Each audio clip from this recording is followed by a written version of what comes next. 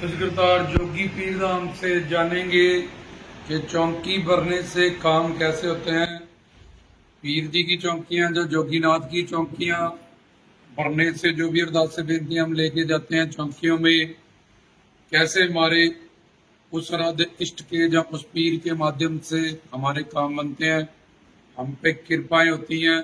और चौंकी कैसे भरना चाहिए और चौंकी भरने का मतलब क्या आता है। तो चौंकी मतलब चौखट, किसी की चौखट पे चले जाना। चौंकी किसको भरनी है? मन को। चौंकी में बैठेगा मन, चौंकी का फल मिलेगा मन को। क्योंकि हमारे किसी के पास संतान नहीं, किसी के पास संजोग नहीं, किसी के पास पैसा नहीं, किसी के पास मान नहीं, प्रतिष्ठा नहीं, ये सब कुछ जो भी दुख वो भोग रहा है वो उसके ही कर्मों से उसको मिला है। पिछले जन्म के संचित कर्म, जो अनंत जन्म के कर्म है, उसमें से एक सीढ़ी कि इतनी देर तुम धरती पे 60 साल, 70 साल या 80 साल, और इतने श्वास तुम्हें मानव चोले में मिलेंगे, तो उसमें तुम पाप और पुण्य दोनों भोगेंगे। तो जिसमें कभी दुख, कभी सुख, कभी दुख, कभी सुख, जहाँ एक लंबे टाइम के लिए सुख, एक लंबे टाइम के लिए दुख, ये जीव को भोगना पड़ता है। उन्हीं कर्मों के आधार पे जो अब करता है कर्म, वो आगे नोट होते हैं उसके, और जो पीछे करे हैं अनंत जन्म संचित कर्मों का भोग करने के लिए प्रारब्ध, किस्मत जिसको कहते हैं, वो यहाँ उसको भोगने है। तो इसलिए किसी को कोई दुख है, किसी को मान प्रतिष्ठा का दुख है, किसी पे कोई इल्जाम लग जाता है, किसी को कोई बीमारी लाइलाज, किसी को वियोग का दुख हो जाता है, किसी का कोई अपना मर गया, क्योंकि यहाँ सारे मरेंगे, नश्वर दुनिया। तो हर कोई किसी ना किसी आदि देवी का आध्यात्मिक आध्यात्मिक दुखों से काल माया के पीड़ित है। तो ये जो हमारे जन्मों कर्मों का हिसाब किताब है, भगवान ने हमारे साथ लिख रखा है। तो जब हम अब चौंकी भरने जाते हैं, तो चौंकी भरने का मतलब होता है कि जिसकी भी चौंकी है, पौणाहारी जी की या लखदाता जी की, उनके नाम, मतलब जैसे पौणाहारी, दूधाधारी, जटाधारी, सिद्ध जोगी, या लाला वाली पीर, निगाहे वाली सरकार, लखदाता, उनके नाम, उनके गुण कि वो दयालु हैं, वो कृपालु हैं, वो बख्शनहार हैं, वो चमत्कारी हैं। उनके रूप कि वो घोड़ी पे बैठे हैं, दानी जट्टी को ऐसे तारा निगाइए पंडित का, वो ठीक कर दिया। जब पौणाहारी ने बालक स्वरूप है, शीशनाग के नीचे बैठे हैं, मोड़ सवारी पे बैठे हैं, धूने पे बैठे हैं। तो नाम, गुण, रूप, उनकी लीलाएं, कैसे माता रत्नों को निकाल के दिए, चिमटा मार के कैसे गोरखनाथ का अंकार तोड़ा, लखदाता जी ने कैसे जोड़ी भरी, दानी जट्टी को कैसे तारा निगाइए पंडित को कैसे तारा, तस्पत लखपत रिदा बेगम, हजारों जीव जो गुरुओं, पीरों, संतों, फकीरों ने, अवतारी पुरुषों ने अपने अवतार काल में जो लीलाएं की होती है, प्रभु राम ने, कृष्ण ने, पौणाहारी ने, जब संत महात्माओं ने, उनके नाम, गुण, रूप, लीला, दाम।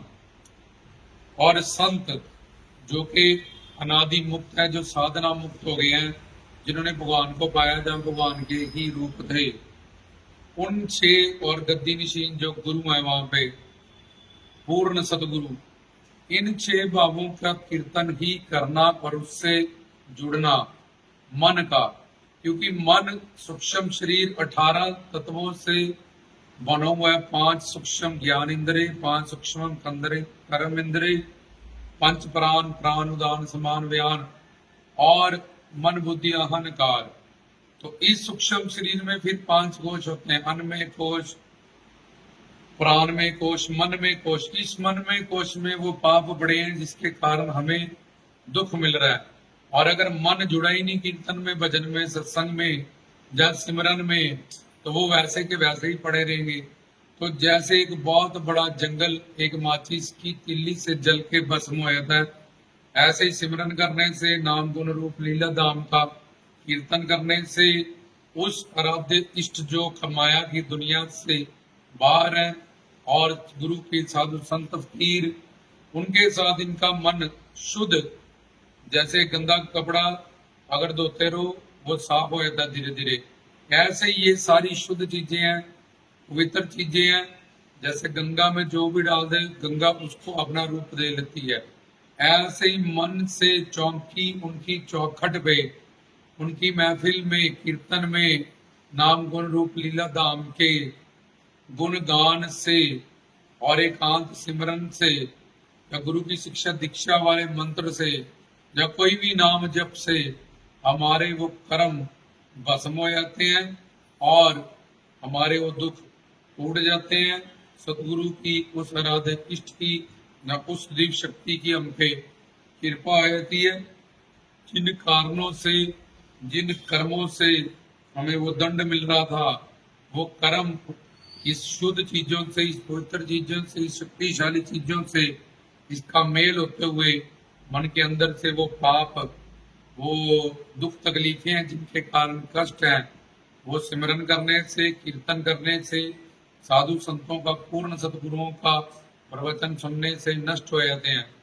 तो धरती पे हमें भगवान नई गुरु मिलते हैं और सब अवतार काल में अपनी अवतार लीला करते हैं और गुरु ही हमें वो अवतार लीलाओं को समझाते हैं। और गुरु के रूप ही गुरु ब्रह्मा गुरु विष्णु गुरु देव महेश्वर, एक पूर्ण सतगुरु के रूप में ही पूर्ण सतगुरु क्या आता है पीछे प्रवचन में हमने समझाया है।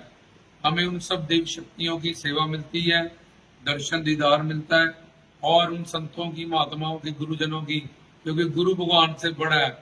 अब तुम बड़ी पावर की जब सेवा करने लगे तो भगवान के पास तुम्हारे कर्मों का फल है, जो लेखा जोखा है।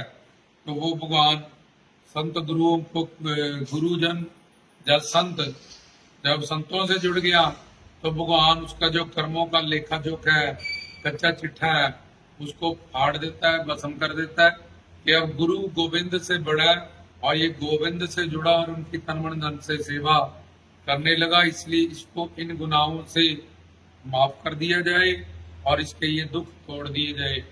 तो 5 देव उपासना, इसमें आदिशक्ति दुर्गा, शिव उपासना, विष्णु उपासना, गणेश उपासना, सूर्य उपासना।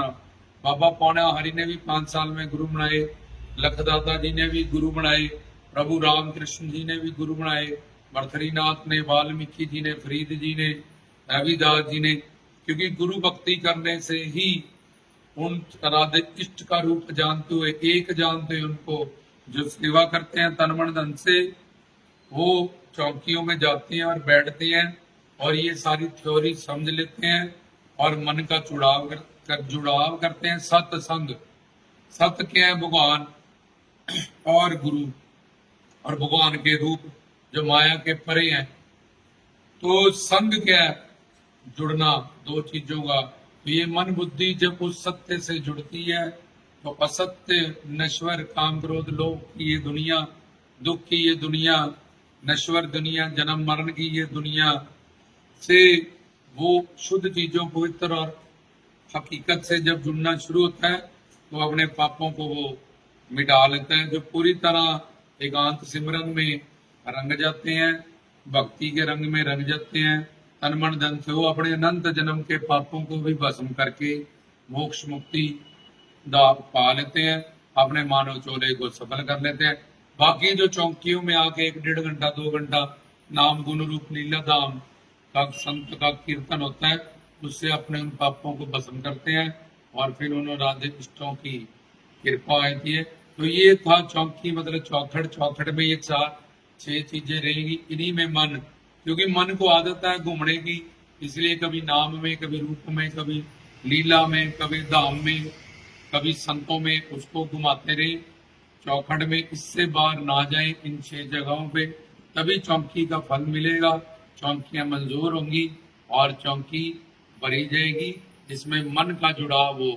तो ये था कि चौखट और चौकी के बारे में समझाया गया कि चौकी भरने से कैसे काम बनते हैं और दुख टूटते हैं। रामदास की तरफ से सच।